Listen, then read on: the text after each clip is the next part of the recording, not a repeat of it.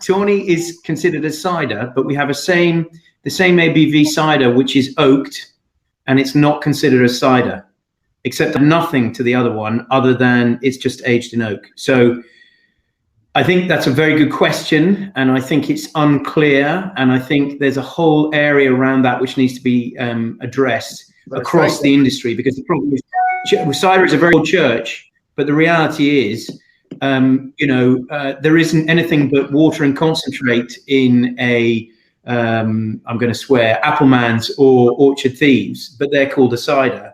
And all of the ciders that you're tasting today, which are nothing apple juice, are also called a cider. And so I think there's a perception perspective in relation to the consumer as to what cider is and what we categorize it as an industry.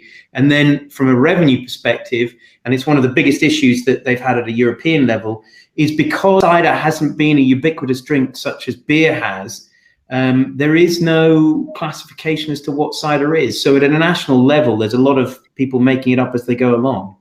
Would that be fair? Everything depends as well, on your geographication.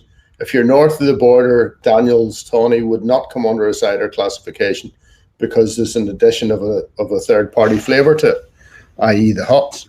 So the UK revenue basically only accept apples or pears as content for cider. So as soon as you put any third-party flavour in, they multiply the duty by approximately 1.5 times.